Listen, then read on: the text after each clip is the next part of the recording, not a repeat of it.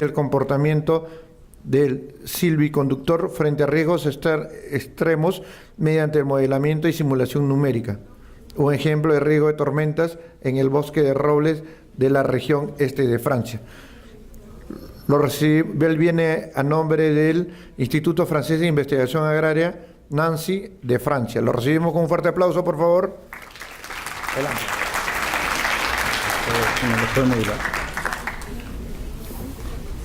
Gracias. Buenas tardes con todos.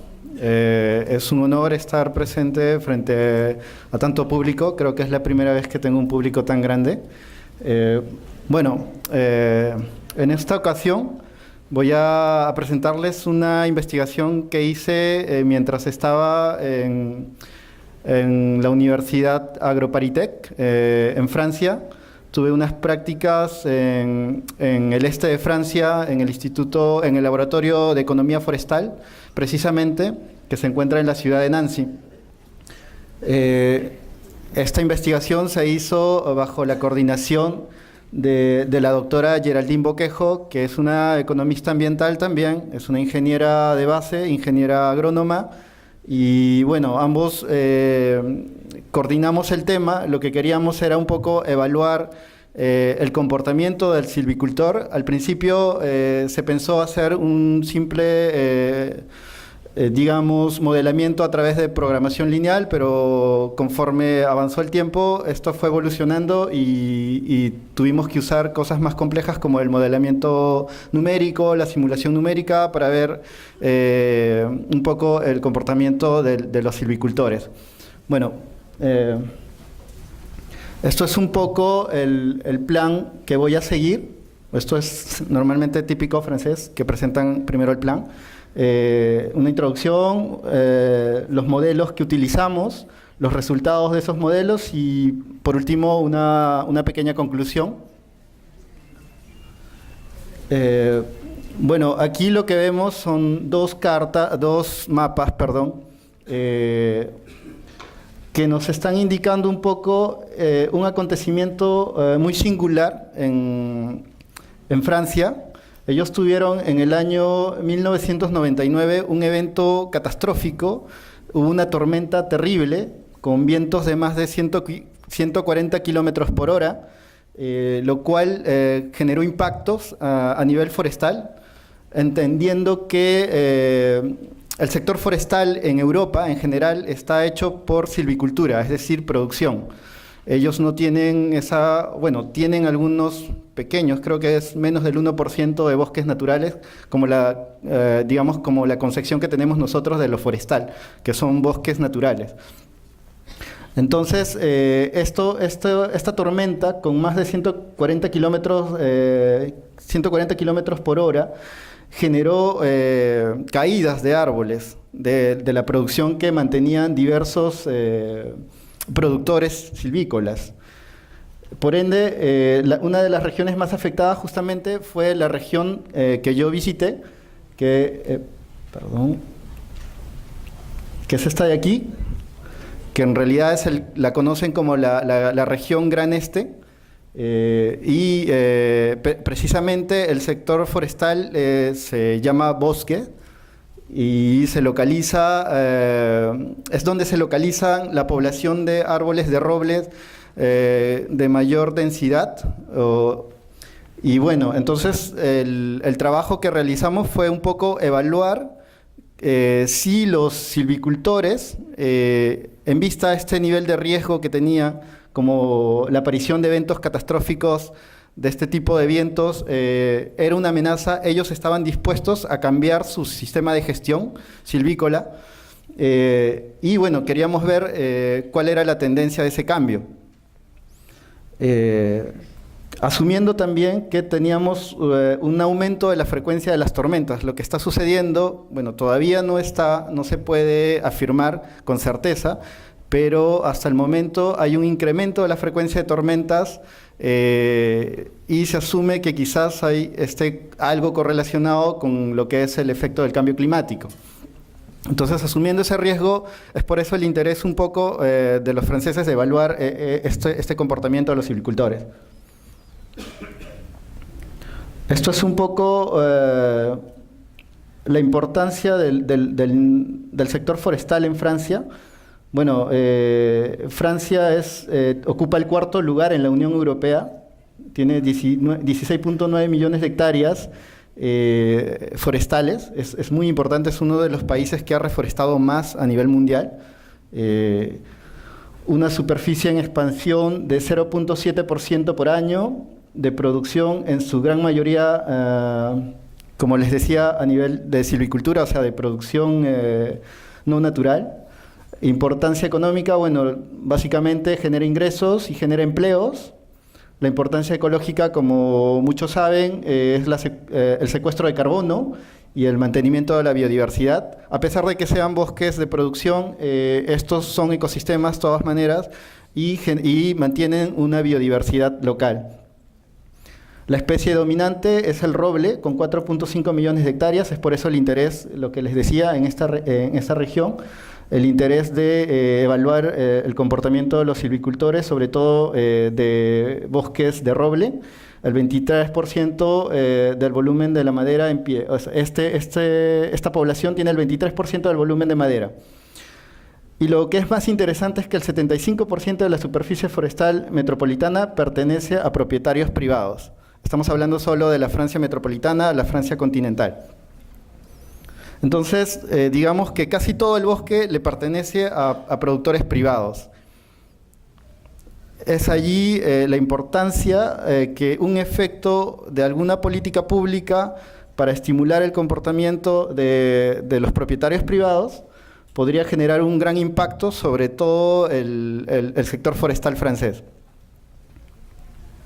Bueno, básicamente, después de conversar con los ingenieros forestales, se analizó un poco que existían dos metodologías, digamos, por consenso, de cómo se hace una gestión forestal a nivel silvícola en Francia. La primera es una silvicultura clásica y la segunda una silvicultura dinámica. Estos dos tipos de silvicultura tenían efectos distintos. Uno mantenía una mayor densidad de población y la otra pues hacía uso de sistemas de poda con una frecuencia determinada. Y cuando uno aplica esto, o las diferencias reales, se nota que cuando hay una población sumamente densa, con este tipo de silvicultura, lo que hacían los árboles era, pues, por ganar más luz, crecer verticalmente y no aprovechar un poco su crecimiento radial, lo cual te generaba, al final del ciclo de producción, árboles muy delgados y muy frágiles, digamos muy vulnerables a vientos de 140 kilómetros por hora. Digamos que esto era un indicador de la fragilidad frente a las tormentas o eventos catastróficos como las que habían vivido en 1999.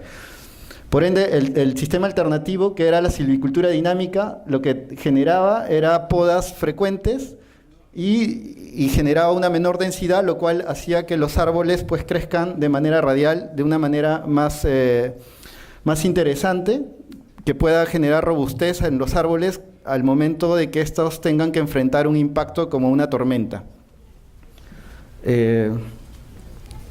Bueno, las preguntas de investigación que se plantearon fueron cuáles son las diferencias en el comportamiento inducidas por dos modelos de decisión teórico salidos de la economía del comportamiento. Usamos modelos comportamentales de la economía del comportamiento, como la esperanza de utilidad y otra que, bueno, que en realidad es una fusión entre algo de psicología y economía, que es la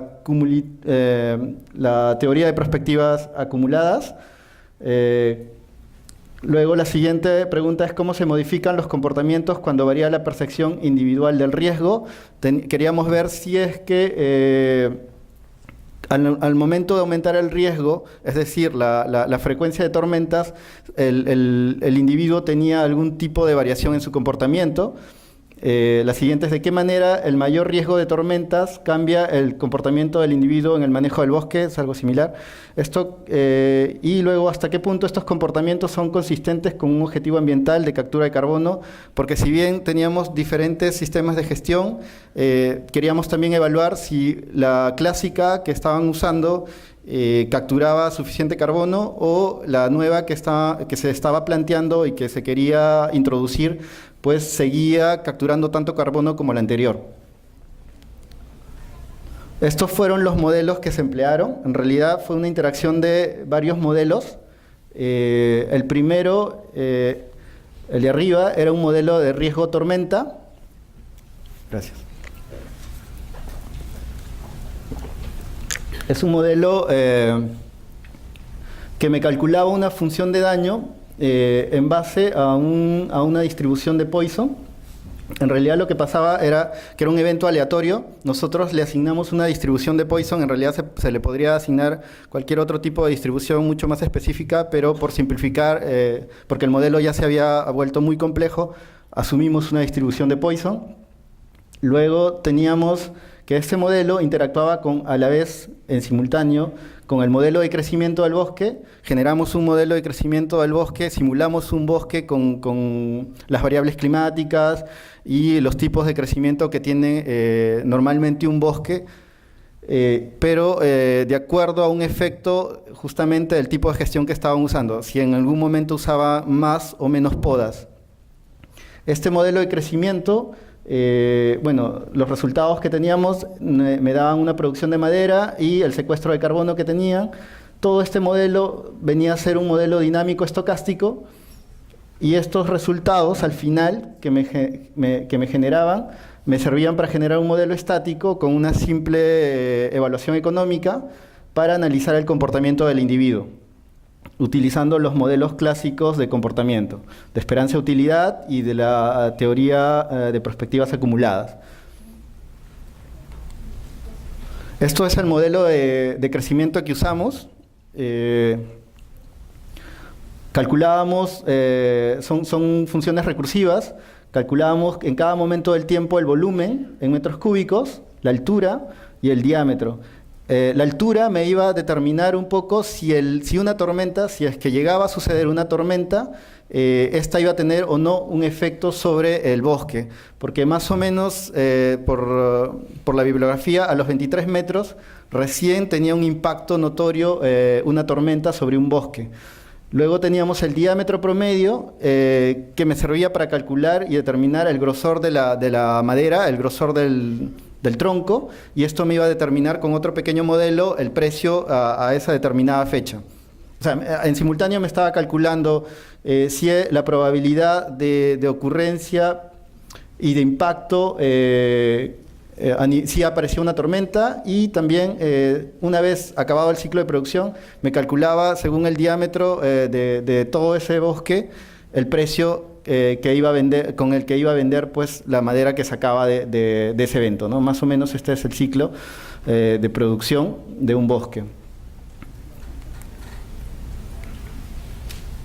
Bueno, estos son los resultados un poco de las gestiones que utilizamos. Nosotros la gestión dinámica que usa podas la separamos en tres: una de poda débil, medianamente intensa y de poda intensa.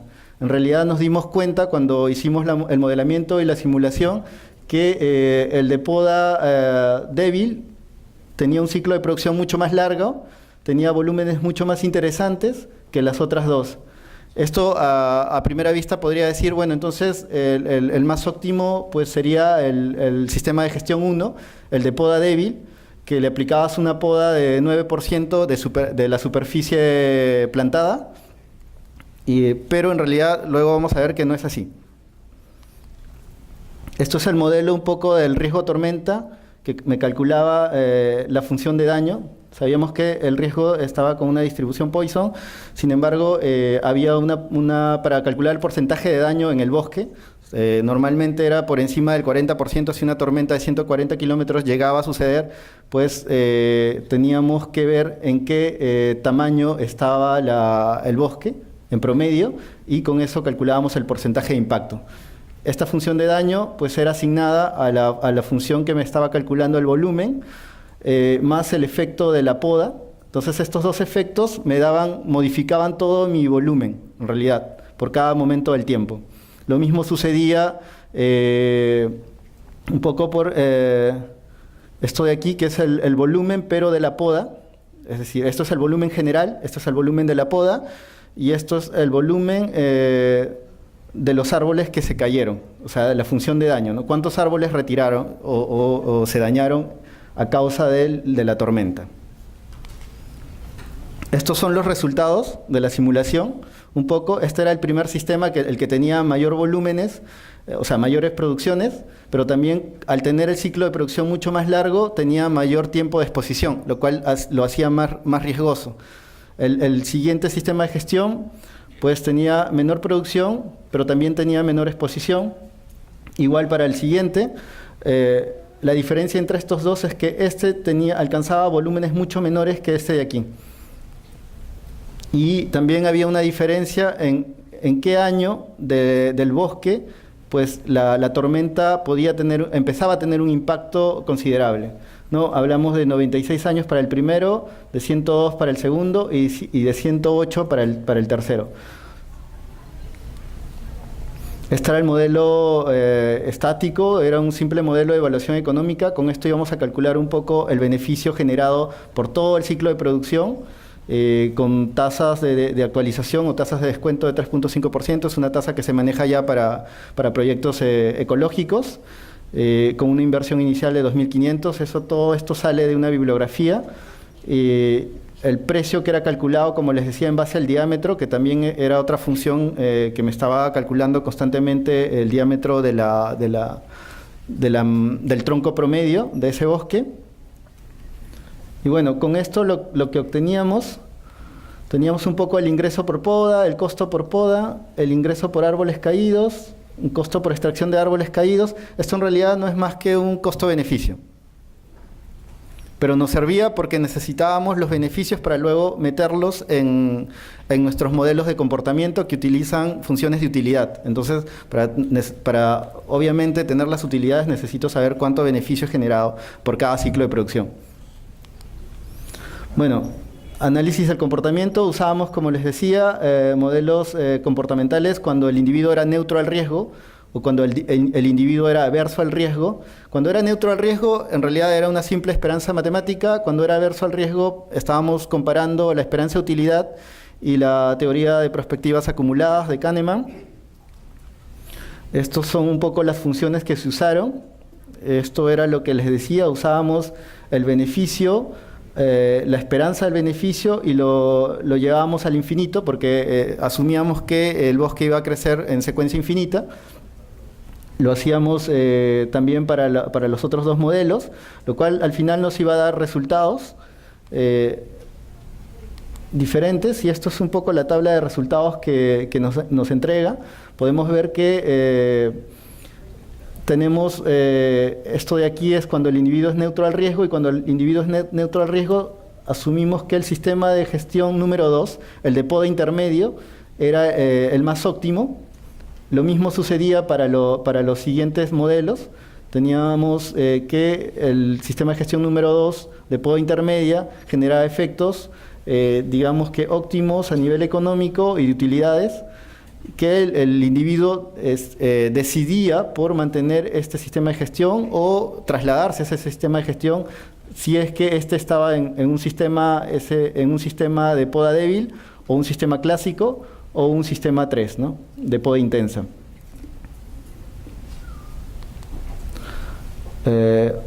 Otra vez un poco, ¿por qué el individuo se mantenía en un sistema de gestión 2? Ok. Bueno, básicamente porque presentaba menor exposición y la producción promedia entre los otros dos. Esto es un poco los resultados ya del valor prospectivo. De acuerdo a un punto de referencia, normalmente la ecuación que se usa para calcular el valor prospectivo es de acuerdo a un punto de referencia, es decir, el individuo va a decidir en base a un monto mínimo deseable.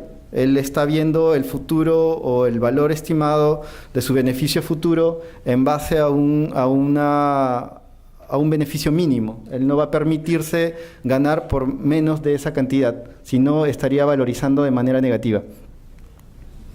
Esto es un poco el nivel de riesgo. Conforme aumentaba el nivel de riesgo, es decir, la frecuencia de tormentas aumentaba, el sistema de gestión 2 seguía siendo el mejor sistema, aún si en un momento determinado, a un nivel de riesgo de 3%, este parámetro de la distribución Poisson, lo volvía negativo, pero seguía siendo el menos negativo. Tenemos la comparación con la secuestración de carbono. Un poco aquí había resultados antagónicos. Para un individuo neutro al riesgo, los dos objetivos convergen hacia la gestión 3, o sea, la gestión de poda intensa, pero para los individuos aversos al riesgo, los dos objetivos siempre son antagónicos. Como conclusiones, para un comportamiento averso o neutro al riesgo, cambiar una gestión clásica a una gestión dinámica siempre es óptimo. O sea, era favorable cambiar hacia la gestión dinámica de tipo 2, sobre todo. Sin embargo, la aversión al riesgo no cambiaba el orden de la elección entre los tipos de gestión, siempre era la gestión 2. La probabilidad de eventos extremos desfavorables son sobreponderados. Un individuo averso al riesgo, evaluado con la teoría de perspectivas acumuladas, siempre sobreponderaba los eventos extremos, es decir, que por más, digamos, si tenía 0.0001 de probabilidad, el individuo era subjetivo y iba a pensar que esa probabilidad no es la cierta y iba a asumir que quizás era 10%. Hablábamos de probabilidades subjetivas en el tema de la teoría de perspectivas acumuladas. Las pérdidas económicas también son sobrevaloradas con respecto a las ganancias. Un individuo averso al riesgo evaluado con este modelo, pues asume que las pérdidas son mayores a las ganancias, hay una relación de 2 o 3 a 1 más o menos. Es decir, si tú pierdes 10 y ganas 10, en realidad tú valoras la pérdida 3 veces más que la ganancia. Es decir, que para ti estarías perdiendo 30 y no 10. Una conclusión fundamental: los incentivos públicos potenciales pueden ser menores que en el marco de la esperanza de utilidad. En realidad, sí, va a depender del modelo que uses, del modelo de comportamiento que uses para poder generar políticas públicas, generar incentivos hacia la modificación del comportamiento del silvicultor. Y estas van a depender también de los valores que hayamos obtenido, ¿no? Las limitaciones: el análisis está basado en simulación con parámetros virtuales. Lo genial hubiera sido hacer encuestas directas en esa región para obtener los parámetros reales. El potencial de esta investigación, bueno, se puede adaptar el modelo a otras zonas geográficas, a otras áreas de estudio y para otros tipos de eventos o ecosistemas. O sea, no solamente puedes evaluar impactos ambientales en bosques, sino lo puedes llevar a sistemas agrícolas, a sistemas biológicos en general, que puedan sufrir algún impacto. Un ejemplo de los impactos que tuvimos hace muy poco con el fenómeno del Niño: podríamos haber simulado, digamos, la producción agrícola en determinada zona, y también simulado el efecto ambiental, y hubiéramos podido obtener los resultados y quizás generar los incentivos para generar políticas de prevención. Esto es básicamente una herramienta para evaluar políticas públicas, como ya bien dije, en casos de producción de organismos vivos. Bueno, muchas gracias.